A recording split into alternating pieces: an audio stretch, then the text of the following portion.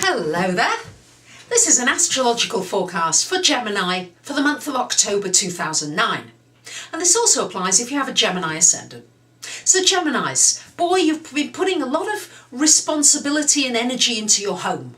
I really feel many of you have been feeling very dutiful, and some of these responsibilities have been quite onerous, and you've been taking them very seriously.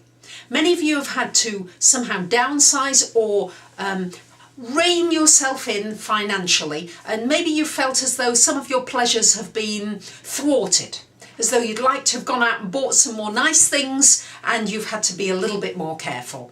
This is going to continue. However, this month we've got 3 planets in your 5th house of pleasure, your 5th house of enjoyment. So really, Gemini, at least until about the 23rd of the month with the sun there, this is a time to focus on things that you enjoy.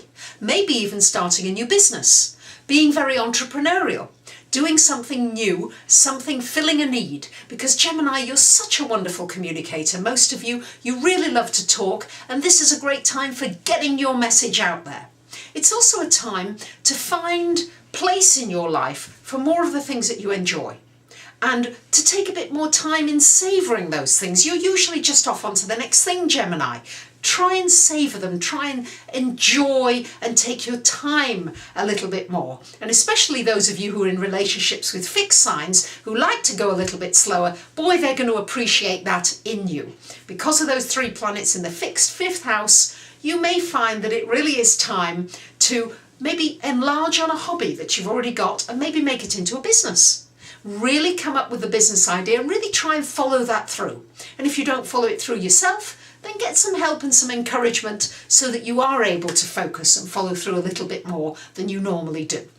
Gemini, for the first part of the month till about the 15th, we've got Mars in your 2nd house. So great time to be putting a lot of energy into finance, into money, into making your own living, and also to be putting some energy into your values. What's important to you? Do you need to change those values? Or are you making those values enough of a priority in your life? Or are you allowing other people's values to just somehow influence you and you're going along with what other people say is important when it's not so important to you? So it's an important time to evaluate that. Then after about the 15th of the month, Mars comes into your 3rd house. Gemini, that's going to feel great for you. 3rd house is Gemini anyway, and you're going to have loads of energy for learning, for studying, for understanding things, for communicating, for speaking your mind. Remember, it's Mars, so sometimes there's a tendency to get into an argument. Try to see the other person's point of view, and you're pretty good at that for the most part, Gemini, but you're certainly going to find yourself talking more, communicating more on the phone, on the computer, however it is, you're going to be doing a whole lot more communicating. So be ready for that. With the 3 planets in your 4th house, as I mentioned, still focus on the home, feeling very responsible in the home. We do have Venus there as well, so make sure you're getting some of your needs met as far as home and family is concerned, and that people aren't just somehow trampling on what you're needing. After about the 23rd of the month, 22nd, the Sun and Mercury is into your 6th house of work. So that will be a change of energy. If you're starting a business, then you're going to be really serious about that business after about the 3rd week of the month. Also a time to be really shining a light on your work area, shining a light on your relationships at work, and maybe your communication at work. Maybe you need to communicate something more clearly. Great time to do it after about the 23rd of the month.